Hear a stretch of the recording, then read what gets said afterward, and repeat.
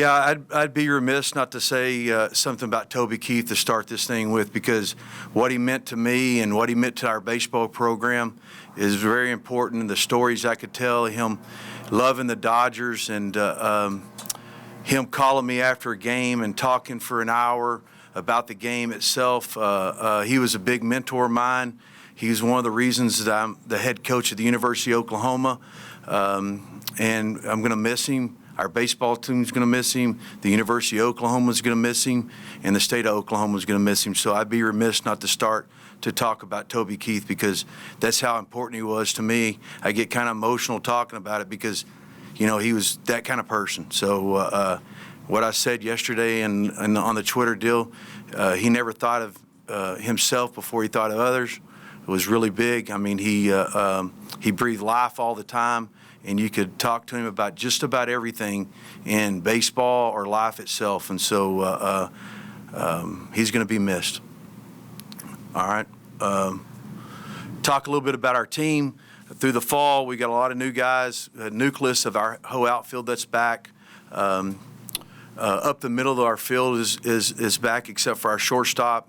You know, Jay Nick's back, Carmichael's back. We have some relievers that are back. We have Jamie Hitt on the mound that's back. Spikerman in center field that's back. Through the fall was really a development thing for us. We really work on development of who they are, and as men, we work on their game day in and day out. And then we kind of work on the team aspect as we go through it. And we have a lot of new guys this year. The pitching staff's fairly new. We have a new addition to our staff, Todd Butler. He's a new recruiting coordinator. It's going to be should be a fun spring. We'll see how it starts. We've had a lot of rain, which is good for two things. It's good for our turf. We got new turf this year. It'll help compact it a little bit, and it's good for deer season next year. So we always enjoy looking at bighorns, and so you know, going through the spring, we've really worked on just trying to build those guys up, get them game ready, trying to get those guys feet underneath them, you know, build the pitchers up as we go through. They're on their fifth inning this week. We started them with 2. We've been going the last 2 or 3 weeks, and so the starters are built up to 5 innings on a pitch count, and then we've been throwing the relievers once every 2 days and trying to get those guys going. And we've had a little bit of injuries off and on, but nothing really substantial at this point, which is great. And just see if we can go into next Friday healthy and kind of get after it. Skip, what are you going to do at short? Jackson Willits is probably the leading candidate right now. He's played really good in the fall. He's really mature, and I think that you throw him out there and get after it. Anthony McKenzie will spell some of it probably at some point, and but I mean, he's day in and day out. I mean, he's a routine guy. He's an organizational guy. He's a leader. The way he goes about his business day in and day out, he works extremely hard, and he has a lot of talent to go with that as well. Skip, have you settled on weekend rotation, or is there still some competition there? Well, I think there's still some competition. It's between, you know, Braden Davis, Jamie Hitt, Girton, Brennan Girton, Kyson Witherspoon, and I don't think you'll see Ghost in the first weekend yet, but also Will Karsten. Depends on Will Karsten's kind of the wild card. He can throw him in a bullpen somewhere to get him off, because last year that's kind of what we did after we started him. He had a little hiccup, sore as we went through it, and kind of stayed off all summer. Kind of stayed off, didn't throw that much until late in the fall, and kind of built him back. There are so many new arms. It looked like just through fall, one of the things that you really tried to, I guess, target in recruitment of a bunch of these guys was velocity, it seems like. Just who are some of these new guys, and who are you excited about moving in? Yeah, I mean, you're right. We kind of targeted guys that had more power arms, and targeted some other guys as well. But trying to get some guys like, Lambert has got a big arm. I mean, just to go off the top of my head, the Witherspoon twins, we got those guys from junior college, and we're gonna. That's where we have to do our bulk of our recruiting is junior college, and we might have to get a guy that needs one pitch to work on. I've been really good in the past of getting a guy that might has some delivery issues. That's got a good arm and kind of clean his delivery up. A guy that he might be. Doesn't understand the mental game and kind of help him with the mental game of taking it one pitch at a time. But Miles Meyer has a really good arm. We've got a transfer, Brendan Girton, he has a power arm from Texas Tech. He's an Oklahoma kid that wanted to come home. Looking at Atwood's had a really good fall as well. A kid named Reed Hensley from a junior college has a really good arm. Jimmy Crooks' little brother, Dylan Crooks, he's been really good. He was a catcher. Really, you look at Reed Hensley and Dylan Crooks, both of them are catchers when they went to junior college, and they're really still kind of raw in the pitching side of it. And if we can kind of teach them as they go along to help them take it one pitch at a time, being in control of themselves, I think it'll help. There's some of the guys that we got throughout the fall, the late summer. With all the new arms, how much does it help just having Easton back and being able to kind of marry what you want to do from a calling standpoint? Yeah, I think Easton adds some leadership because he kind of understands what, when a guy gets out of control mentally, and he can go to the mound and talk to him a little bit. Really, he can talk to him in the clubhouse. That's as much as anything. Hey, he's gonna put you through this right here, and he's gonna go about it like this. Kind of his experience has been around me. It really helps. With the draft has been as late as it's been.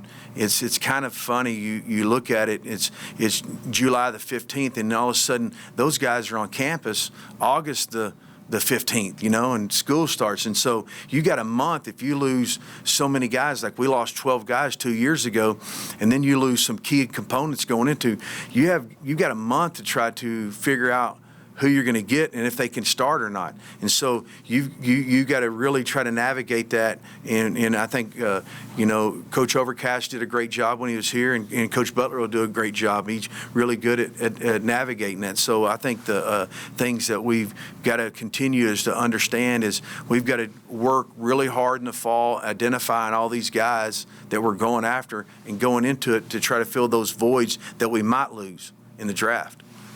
How different does this time feel compared to maybe last year? We're off that Omaha team, so many guys, went to the draft this year, like you're saying. The lion's share of the lineup is back from last year, Steve. Does that kind of help get things going a little quicker? A little bit, but I didn't never look at it like that. I mean, nobody remembers you got second place. They only remember when you get first place. The world's different for winners and losers, believe me. And so, going into what we accomplished, I mean, my goal really is to really build relationships. Do I want to win national championships? Absolutely. I came here to win national championships, but it's really to build relations because they last forever. My relationship with you, Josh, will last forever. It is what it is. I mean, it's what it's about. And it's no different. I think the feel of the experiences having those guys, how they go about it day in and day out. How they help us with the other younger guys like Jason Walk and Jackson's different because he's been around our program. Jason Walk and some of those guys, and you're having Kenny there. All those guys help those younger guys because those guys want to leave a mark on the players that are here before, hereafter. And so, Oklahoma baseball has been here a long time, and it'll be here a long time after I'm gone. And I'm just here to leave a legacy, not a job vacancy. And it's all about the players to me, and it's all about building those relationships with the players. He just got on campus, but how impressive has James Nesta been in fitting in with the team so far? Yeah, James Ness kind of went through the gauntlet a little bit. I mean, he's doing both ends. He's lifting with football, and so when Ryan Gaines, our baseball ops guy, he does a great job of doing his scheduling. The other day he shows up 15 minutes. And we've got to stretch him out, get him ready to throw an inter-squad from football. So those things will navigate. It's only time will tell to see how he handles it mentally. And we continue to work on him mentally to help him get through those things. It's a little different for a pitcher than it was for Kyler. You know, Kyler would throw 100 passes, come show up at 5:20, eat a peanut butter and jelly sandwich, take batting practice, and go out and get 2 hits. You know, in a game. That was what was always unique, is all those scouts was, well, Kyler never had a really good arm. Well, how do you know? He never took infield, outfield. He didn't show up till 5:20, so it's kind of funny. But only time will tell as he navigates his schedule as he goes through it. Some days I think that he'll be tired, tighter than others, and we've got to really watch that from our side of it. We have a new sports science program that uses catapult, so we'll know that how much energy that he provides, or if he's tired or not as he goes through it, and that'll be dictated through our strength coach and our trainer as well. And we'll be able to tell, because we're around him so much, if his arm slows down, like, you know, his second outing, he was a little bit tired, you kind of could tell. And so yesterday was better than the day before, or 2 days before that. So it'll only time will tell. Skip, how good of a defensive team do you think you're going to be? I think we'll be pretty good defensively, you know, with our whole outfield coming back. You know, Rocco's played first base. We have a transfer in named Snyder. He plays third and first, and McKenzie's back. McKenzie, he can play anywhere. He's like a chameleon. I mean, he can do whatever. And it's kind of funny how you navigate through that deal. He can play first, and you know, he can play outfield. Jason Walk is uber athletic. He can go the outfield to the infield. It's kind of what we wanted to do, try to get some guys that can kind of be baseball players that are extremely athletic, that can play all over the field. And now, getting them reps to do it, that's a little different animal. I mean, you gotta really, like, hey man, you're gonna play second today and you're gonna play outfield tomorrow. Just trying to get them enough reps so when they go into it, if somebody goes down, the depth of our defense is really a lot better and a lot healthier right now than it has been in the past. Is this a speed team, power team, or what do you think? I think it's got a little mixture of both. I think we can really run. I think we have some power. Carter Frederick is, I mean, when you see him, you're going, man, why Venables needs to get this guy to play tight end. I mean, this guy's huge. He's physical. And, you know, and you have power with him and Snyder. And, you know, KP has had a little sneaky power through the fall. He really worked on it hard on his swing. And Rocco's got a little sneaky power. So it's, and McKenzie's got some sneaky power. So it's in there. It's, you know, the game in college baseball, if you guys paid attention to it at all, which I'm sure you have, it's about offense. I mean, there's going to score runs. I mean, it is. I mean, the day and age of I can remember one year we went through 3/4 a year. We had ERA was a 1.90. I mean, a team ERA. Now it's, if you have a 4.5, it's pretty good. I mean, because it's about offense. And baseball is turning into offense, where you can only pick once. I mean, they're making the bases bigger. The ball's a lot harder. I mean, these guys are playing with super balls and a super bat, and it's a lot different. So, and we've got to figure out how to trick them and throw balls through barrels, maybe hit one or two with fear. We got to do whatever we can to do to try to get it out. Skip, it wasn't that long ago that you had Brandon Zaragoza starting at short as a true freshman. How does Jackson compare in terms of just the readiness to handle that position defensively? I think he's ready to handle that position defensively, mentally, for more, and strength-wise. Z was not as strong as Jackson is. Z had, I mean, he could really play defense. I mean, I can remember the day, if you hit it to him, we said, you're out. You know, and he had the first step down. That's what Jackson's got. He's smart, and not that Z wasn't. I think that through a course of a 60-game period as a freshman, Jackson will be just as good as Z, because he's a lot stronger. Where Z was not as strong, and it kind of wear it on him through his bat. You know, and so Jackson's a switch batter, so it'll help that as well. Skip, wanted to ask you about Todd. What has he brought so far to the program, and how important was his SEC experience, going forward?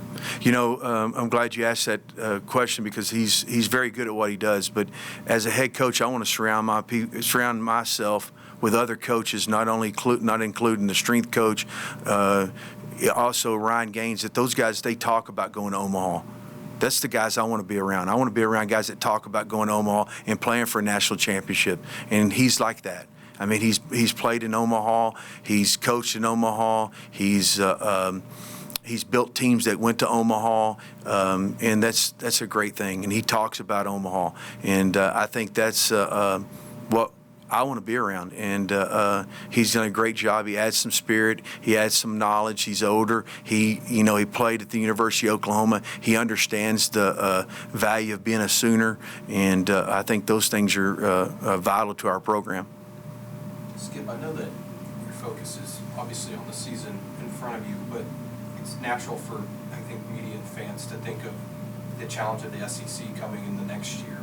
How important is it this year to build that momentum for that challenge that's coming? And I mean, you have baseball renovations and everything that comes with building a program. How important is that to continue that with this season? I don't know if they're that important as exciting. It's exciting to me. It's opportunity. Baseball, that's all it gives you, an opportunity. It's not a game of failure. It's a game of opportunity. And the opportunities are going to be. We're ecstatic about it. We're fired up to play in that league. It's a really good league, a really physical league. Big stadiums, big fan bases, brand new everything, and we're going to be excited to play. I mean, I'll put our development system up against anybody in the country, anybody. I mean, just look at the track record of guys that moved on to play professional baseball, and I mean, I know what as coaches, I know what we got in that dugout in those offices over there and how hard they work. So I'm excited about it. They're excited about it. We're not going to look forward. We try to live I really, as a head coach, try to live it 1 week at a time and game at a time. It's about the present and the now, because it's more important to get these kids to think about the present and the now than it is the future. And the future is, it's a ways away, and so we got to worry about the next pitch. And really, that's what we've really been trying to work on and talk about, is taking it one pitch at a time. And we've got to live it every day. Easton at catcher is a great prospect. I know. What does he look like in year 2, and what is your depth at that position? You're going to have 2 or 3 there. Yeah, he's Easton's a lot more physical than he was last year, a lot stronger. He is not a deer in headlights. He's comfortable. You can see him really relaxed at the plate, really relaxed behind the plate. We have Scott Mudler, a transfer from Northwest Junior College in Florida, a great junior college, and he's very physical, can catch and throw. He's a left-handed hitter. Easton's a right-handed hitter. Even though the Easton can hit both sides, he can hit right-handers or left-handers. I think they having Mudler and Mason Strong to back him up is really huge for us. The depth, like I said, is important for us, and I think Easton's done a great job of preparing himself to have a good year. In good years, if he doesn't worry about his record, doesn't worry about his batting average, just worry about how he handles the pitching staff. It's pretty amazing when you worry about other things other than what's a result of yourself, and I think that's what he's done, really, is trying to build a relationship with those pitchers day in and day out. Skip, Bryce Madron's on the All Big 12 preseason team. What kind of growth have you seen from him going into his second year here? Bryce can fall out of a tree and get 2 hits. I mean, that's what's comfortable about him. Every day is he's out there. He's like a professional. He goes about his business. He works extremely hard. He understands his offense. I think the first 3 or 4 inter squads, he had like 5 RBIs and didn't get a hit. Just driving guys in with a man on third base, understands that he can play right, center, or left. What's good about him? And his leadership role has been really huge in the locker room of helping other guys understand it. In the first year, you come in he was a great player. I mean, junior college player of the year. He walks in there. It's all new to him. It's hard for him to talk and be a leader. He really led by his examples of what he did. Now he can lead by, hey, man, you didn't work. Hey, you didn't get here on time to take extra swings. This game, it demands you to spend more time on it just than our 20 hours a week. You're going to have to get your extra swings, your extra reps on your own. And so I think that's what he provides, that leadership, and does that extremely well. Coach, you brought up Carter Frederick. I know he had a little injury now that he's back? What have you seen from him moving into the season? Just getting his timing back as much as anything. He missed most of the fall with a hamate bone injury, and just I think Russell Rayleigh, our infield and our third base coach, he's our new assistant. We got to hire another assistant this year, so it's he is really helping with his timing and understanding who he is as a hitter. And I mean, this guy's like. When you see him, he's like a crash dummy in the outfield. I mean, this guy's gonna. It doesn't matter what's in front. He's gonna do whatever he can to catch the ball, and that's who he is. I mean, he plays hard. He plays extremely hard. He plays so hard sometimes it's I kind of worry about it a little bit. Him getting hurt again. I think as we go through going into the first weekend, more and more he's gonna see you'll see a growth in him every day. We don't really talk too much about what he needs to work on as much as how much he's going to grow, because it's more of a positive statement if we can talk about his growth. He's going to get better and better and grow more and more as we get through the years, as we go through it, because he works extremely hard and understands it. Jamie Hitt got a lot of valuable experience last year. How big is having him back going into this season? Jamie Hitt's had a really good fall. He helped his body a little bit. He got a little bit stronger. His velocities come up. He still has the same pitches. His command's always there. The thing with Jamie is he's pretty much even kill. He doesn't get too high, doesn't get too low. There's a fire burning. If you ever seen me coach a game, I'm really relaxed, but there's a fire burning inside of me like you wouldn't believe. He's a lot like that. There's a fire burning inside of him like you wouldn't believe. He's very, very competitive, but he's really relaxed. He looks like he stays in the moment. Other than his pirouette trying to field a bunt last year in the regional, we were ragging about that all the time. We talked a lot last year about Spike and Nicholas, going into year 2, stepping up as leaders, all that stuff. Now they're obviously back again year 3. Have you seen those guys kind of mature and grow into that kind of role? I think Jackson had a really good summer. He went out and played and had a really good summer, and so did Spike. Spike went to the Cape, and I think those two guys, if they come back and they start off good or bad, it doesn't matter. If they focus on the team, then they're going to have great years. If they focus on all the results of it, they're not. And so we've got to really make sure that they stay in a mindset of how can they help the team win that day. If you don't care who gets the credit, you can do amazing things. And not that those guys have ever been like that. I think a lot of times us as coaches, us as the media, we put pressure on, undue pressure on, by not even mentioning anything sometimes to them. And I think that if they just go out and just focus on, hey, I'm going to do everything I can to catch every ball. Spikerman, he's had a great fall, and Jackson's had a great fall. I told Jackson he had a bat in the fall off Lambert. Lambert's like 96 to 100 miles an hour, and he's throwing the dog out of it. And he throws an 85-mile-an-hour breaking ball down in the dirt, and he kind of just spits on it, never even moves on it. And he throws a fastball in after he shows him 2 or 3 breaking balls, and he hits a triple to right center, and his bat was so calm, it almost looked, I was like, man, if you can just watch that video as much as you can and how calm you are in that at bat, it's like you saw the ball right out of his hand, like everything was slow and easy for you. You didn't try to overswing. You just tried to stroke it. And that's the thing that those guys got to find, and they got to continue to find, is their strokes. We got to continue to find is maintain an effort level when we get on the mound, just throwing the ball at the target. Don't try to strike the guy because you can't control that. Just throw the ball at the target. Let your stuff strike them out, because we have some good arms, as Eddie mentioned.